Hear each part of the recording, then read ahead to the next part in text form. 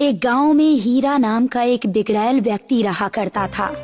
हीरा गांव के मुखिया का बेटा था। वो दिन भर रामू और श्यामू के साथ आवारा गर्दी करता रहता। गांव में मुखिया का अच्छा खासा दबदबा था।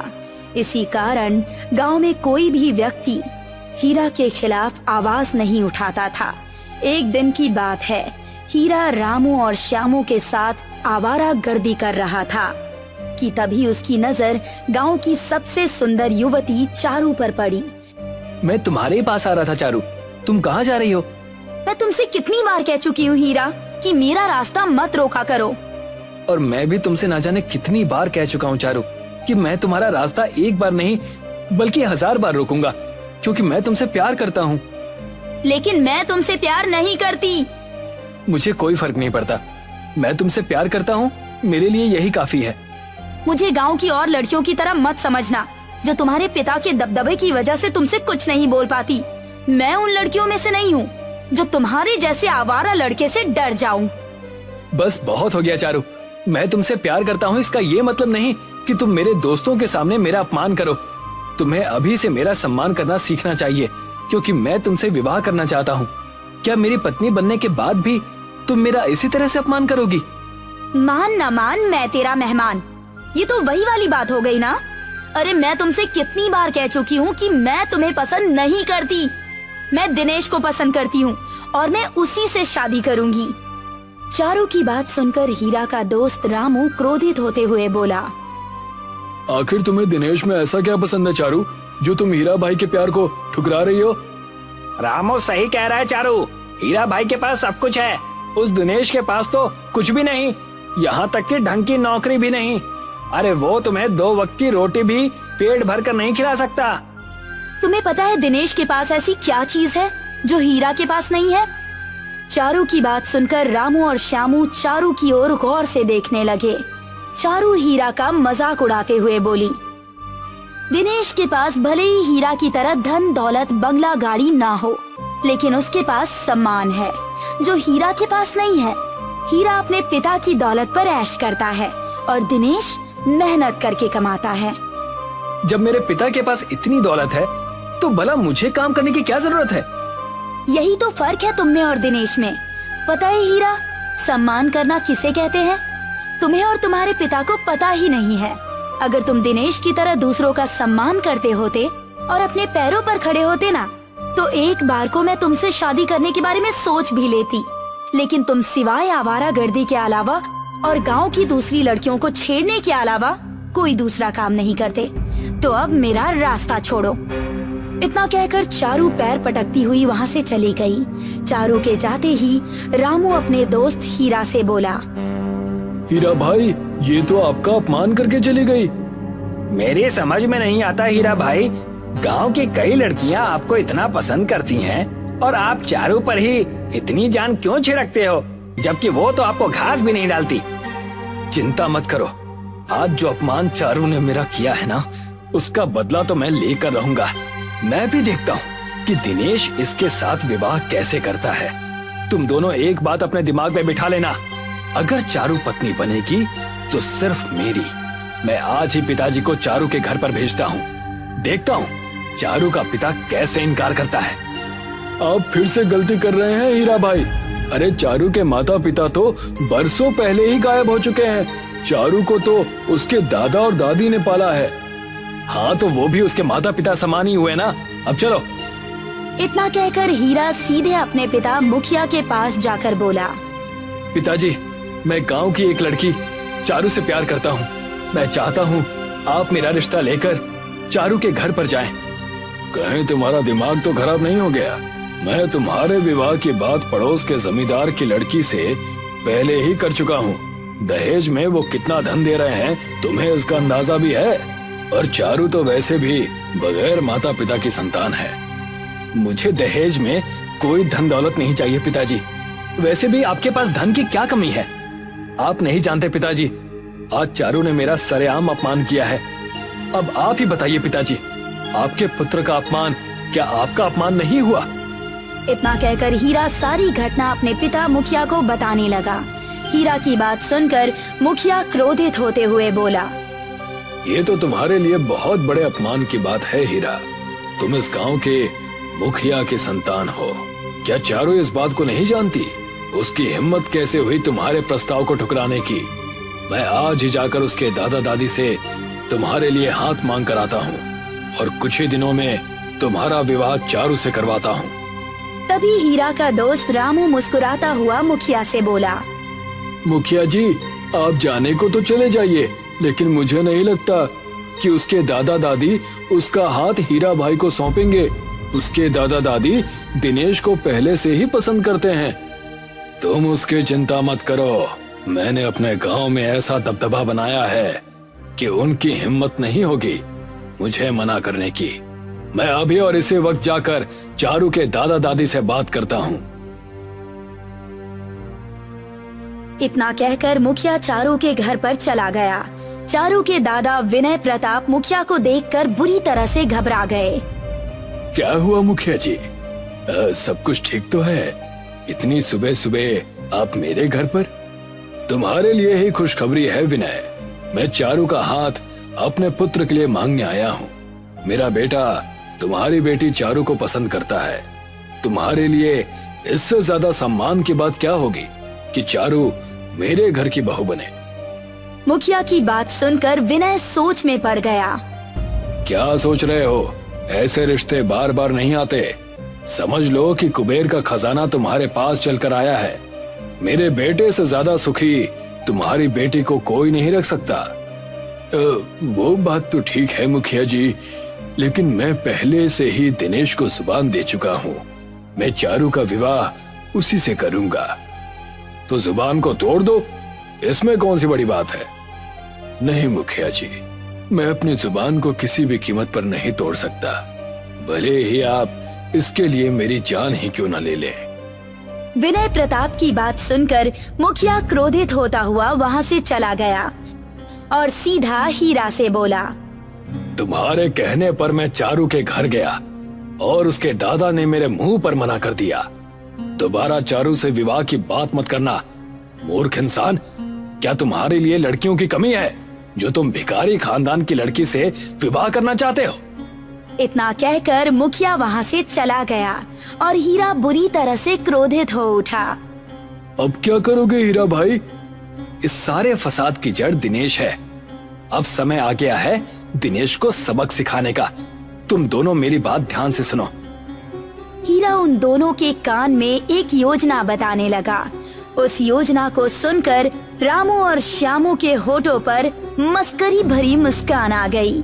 कुछ ही देर में हीरा दिनेश के पास जाकर बोला, अरे दिनेश भैया, क्या तुम्हारा चारू से कोई झगड़ा हो गया है क्या? नहीं तो, लेकिन तुम ऐसा क्यों पूछ रहे हो? कुछ देर पहले मैंने चारू को अपने गांव के नजदीक उस ज्वालामुखी के पास जाते हुए देखा है। आप तो जानते ही हैं कि वो ज्वालामुखी कभी भी फट सकता है। मुझे लगा कि शायद चारू से आपका कोई झगड़ा हो गया है और इसी वजह से चारू वहां पर चली गई हो।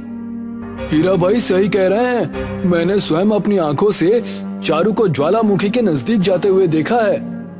कहीं तुम मुझे बेवकूफ तो नहीं बना रहे हीरा? मैं अच्छी तरह से जानता हूँ कि चारू को तुम भी पसंद करते हो। मेरा काम तुम्हें बताना था दिनेश भाई। विश्वास करना या ना करना तुम्हारी इच्छा पर निर्भर करता है। सोच लो, अगर चारू को कुछ हो गया तो क्या जीवन भर अपने आप को माफ कर पाओगे? हीरा की बात सुनकर दिनेश बुरी तरह से घबरा गया और वो दौड़ता हुआ उस ज्वालामुखी के नजदीक चला गया। ज्वालामुखी के अंदर से अजीबोगरीब भयंकर आवाजें आ रही थी। दिनेश चारू को आवाज लगा ही रहा था कि तभी पीछे से आकर चुपके से श्यामू ने दिनेश को ज्वालामुखी के अंदर धक्का दे दिया। दिनेश चीखते हुए ज्वालामुखी के अंदर गिर गया, मगर जैसे ही दिनेश नीचे गिरा तो सामने का मंजर देखकर उसकी आंखें हैरत से फटी की फटी रह गई। उसने देखा कि ज्वालामुखी के अंदर पूरा एक गांव बसा हुआ था। दिनेश ने देखा कि उस गांव के सभी मकान लावा के रंग के बने हुए थे और वहां के लोग खेती में पानी की जगह ज्वालामुखी की लावा का इस्तेमाल कर रहे थे। डरो मत, अब ये लावा कोई नुकसान नहीं पहुंचाएगा। लेकिन ये कैसे हो सकता है? ज्वालामुखी के अंदर पूरा गांव बसा हुआ है। ये तो नामुमकिन है। कहीं ये मेरी आंखों का भ्रम तो नहीं? कहीं मैं मर तो नहीं गया? नहीं, तुम जीवित हो। आओ, मैं तुम्हें सबसे पहले इस गांव की सैर कराता हूँ। उसके बाद तुम्हें तुम्हारे सारे प्रश्नों के उत्तर मिल जाएंगे। इतना कहकर वो व्यक्ति दिनेश को सारे गांव की सैर कराने लगा। इतने में ही एक बूढ़ा व्यक्ति दिनेश को गौर से देखने लगा। कहीं तुम्हारे दादा का नाम सुखिया तो नहीं? हाँ, लेकिन आपको कैसे पता? दिनेश को पता नहीं क्यों उस बूढ़े की शक्ल बहुत जानी पहचानी महसूस हुई। आपकी तस्वीर तो मैंने अपने दादा के साथ देखी थी, और जब भी मैंने अपने दादाजी से आपके बारे में पूछा तो उन्होंने मुझे यही बताया कि आप उनके बहुत अच्छे मित्र थे। इससे ज्यादा उन्होंने मुझे कभी कुछ नहीं बताया, क्योंकि उस हादसे के बारे में गांव का कोई भी व्यक्ति नई पीढ़ी से बातचीत नहीं करता। सच तो ये है कि वो सब के सब आज भी डरे हुए हैं। मैं कुछ समझा नहीं। मैं तुम्हें सब बताता हूँ बेटा। बरसों पहले इस गांव में ज्वालामुखी अपने पूरे उफान पर था। सरकार की तरफ से हमें लगातार ये सूचना मिल रही थी कि गांव को जल्द से जल्द खाली कर दो। ज्वालामुखी कभी भी फट सकता है। हम सब गांव को खाली करने के इंतजाम में लगे हुए थे, मगर एक दिन समय से पहले ही अचानक ये ज्वालामुखी फट गया और गांव में हाहाकार मच गया। हर कोई अपनी जान बचाकर भागने लगा। ज्वालामुखी का लावा बड़ी तेजी से गांव की ओर बढ़ रहा था। गांव के बहुत से लोग इसकी चपेट में आकर अपनी जान गंवा बैठे कि तभी एक बहुत बड़े ज्ञानी साधु गांव में आए और उन्होंने अपनी शक्ति के बल पर उस ज्वालामुखी के लावा को वहीं पर रोक दिया और हम लोगों को सुरक्षित स्थान पर ले गए। सब कुछ सही हो जाने के बाद साधु गांव वालों के साथ गांव आ गए और उन्होंने हमारे साथ रहने की अनुमति मांगी, मगर गांव वालों ने उन्हें अपमानित करके गांव से निकाल दिया। गांव वालों का कहना था कि लावा का रुकना साधु का कोई चमत्कार नहीं था, बल्कि एक इत्तेफाक था। वो साधु बुरी तरह से क्रोधित हो गया और उसने सारे गांव वालों को श्राप दे दिया कि जितने भी लोग वहां पर मौजूद हैं, वो सब के सब ज्वालामुखी के अंदर ही रहेंगे। उनके लिए समय रुक जाएगा।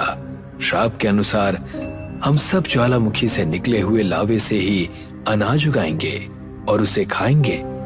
तभी आप सबके चेहरे पर उम्र का कोई प्रभाव नहीं पड़ा।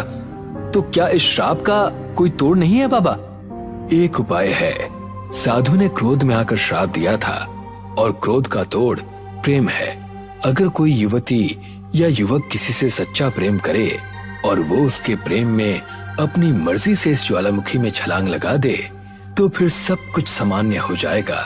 मगर ऐसा मुमकिन नहीं, क्योंकि कुछ दिनों बाद ये ज्वालामुखी फट जाएगा। पर अगर ज्वालामुखी के फटने से पहले ऐसा कुछ नहीं हुआ तो हम सब की मौत निश्चित है। तो क्या बाबा, अगर कोई भी व्यक्ति ज्वालामुखी के अंदर गिरता है तो वो मेरी ही तरह क्या यहीं फंस जाता है? नहीं, मन का सच्चा अगर अंदर गिरता है तो उसे कुछ नहीं होता, लेकिन कपटी व्यक्ति तुरंत जलकर राख हो जाएगा। यहाँ का समय अलग चलता है बेटा। दिनेश उदास होकर बैठ गया, मगर उसे नहीं पता था कि उसे ज्वालामुखी के अंदर गिरे हुए 1 महीने से ज्यादा समय हो चुका था। उधर चारू दिनेश को हर जगह ढूंढ चुकी थी, मगर उसे दिनेश कहीं नहीं मिला। थक हार कर एक व्यक्ति उसे ऐसा मिला जिसने बताया कि उसने दिनेश को ज्वालामुखी के पास जाते हुए देखा था और जिस समय दिनेश ज्वालामुखी के नजदीक गया था उस समय उसने हीरा, रामू और श्यामू को भी दिनेश के साथ देखा था। यही नहीं, उसने ये भी बताया कि श्यामू को उसने दिनेश को ज्वालामुखी के अंदर धक्का देते हुए भी देखा था। तुमने ये बात गांव वालों को क्यों नहीं बताई? तुम तो जानती हो चारू कि हीरा के पिता इस गांव के मुखिया हैं। वो मुझे मेरे परिवार सहित जान से मार देते। चारू क्रोधित होकर सीधे हीरा के पास पहुंची। तुमने बहुत गलत किया है। आखिरकार तुमने मेरे दिनेश को मार ही दिया ना। जब तुम्हें सब कुछ पता चल ही गया है चारू, तब तो तुम्हें मुझसे विवाह करना ही होगा। ये तुम्हारी गलतफहमी है हीरा। अगर मैं दिनेश की नहीं हुई तो मैं तुम्हारी भी नहीं होऊंगी। मैं जा रही हूँ उसी ज्वालामुखी में दिनेश के पास अपनी जान देने। इतना कहकर चारू ज्वालामुखी की ओर चली गई। तुम दोनों चलो मेरे साथ। कहीं ऐसा ना हो कि चारू वास्तव में ज्वालामुखी में कूदकर अपनी जान दे दे। पागल हो गए हो क्या हीरा भाई? ज्वालामुखी कभी भी फट सकता है। पागल हो गए हो क्या? मैं चारू से कोई प्यार नहीं करता। मैं तो बस उसे पाना चाहता था। शामू, मत भूलो कि तुमने ही दिनेश को ज्वालामुखी में धक्का दिया था। हम जाकर बस इतना देखेंगे कि इस समय चारू के अलावा कोई और मौजूद तो नहीं है वहाँ। वो तीनों ज्वालामुखी के पास चले गए कि तभी चारू क्रोधित होकर उन तीनों के सामने आ गई। तुम तीनों को मारकर ही मैं मरूंगी। अचानक चारू ने उन तीनों को बड़ी फुर्ती से ज्वालामुखी के अंदर धक्का दे दिया। वो तीनों गिरते ही जलकर राख हो गए। मैं तुम्हारे पास आ रही हूँ दिनेश। इतना कहकर चारू ज्वालामुखी के अंदर कूद गई। अचानक एक तेज धमाका हुआ। सारे गांव वाले दिनेश सहित ज्वालामुखी के बाहर आ गए। ये सब क्या है दिनेश? ये चमत्कार कैसे हुआ? तुम्हारा प्रेम सच्चा था चारू। आज तुम्हारे प्रेम की वजह से ही ये सब लोग और मैं जीवित बच पाए। सभी गांव वाले खुशी खुशी रहने लगे।